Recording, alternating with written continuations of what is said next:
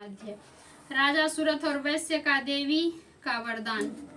महर्षि मेधा ने कहा, हे राजन, इस प्रकार देवी के उत्तम महात्म्य का वर्णन मैंने तुमको सुनाया। जगत को धारण करने वाली इस देवी का ऐसा ही प्रभाव है। वही देवी ज्ञान के देने वाली है और भगवान विष्णु की इस माया के प्रभाव से तुम और यह वैश्य तथा अन्य विवेकी जन मोहित होते हैं और भविष्य में मोहित होंगे।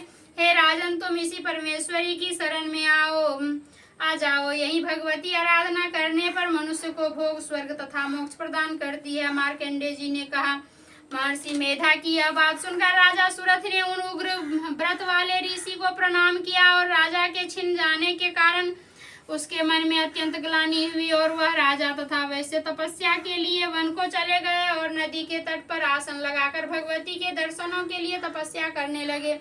दोनों ने नदी के तट पर देवी की मूर्ति बनाई और पुष्प, धूप, दीप तथा हवन द्वारा देवी का पूजा करने लगे।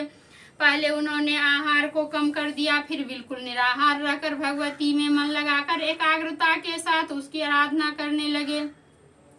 वे दोनों अपने शरीर के रक्त से देवी को बलि देते हुए लगातार 3 वर्ष तक भगवती की आराधना करते रहे। 3 वर्षों के पश्चात जगत का पालन करने वाली चंडिका ने उनको प्रत्यक्ष दर्शन देकर कहा, देवी बोली, हे राजन, अपने कुल को प्रसन्न करने वाले वैश्य, तुम जिस वर की इच्छा रखते हो वह मुझसे मांगो।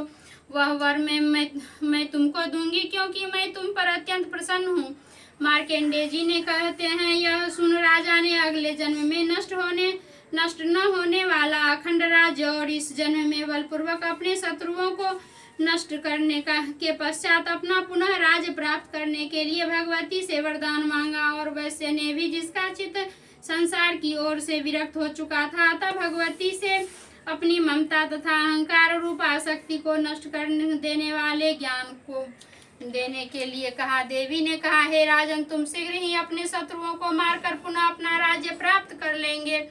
तुम्हारा राजा स्थिर रहने वाला होगा। फिर मृत्यु के पश्चात तुम सूर्य देव के अंश से जन्म लेकर सावर्णिक मनु के नाम से इस पृथ्वी पर ख्याति को प्राप्त होंगे। वे वैश्य कुल में श्रेष्ठ, अपने जो मुझसे वर मांगा है वह आपको देती हूँ। आपको मोक्ष के देने वाले ज्ञान की प्राप्ति होगी। मार्कंडेय जी कहते हैं, इस प्रकार उन दोनों को मनोवांछित वर प्रदान कर तथा उनसे अपनी स्तुति सुनकर भगवती अंतर्धान हो गई।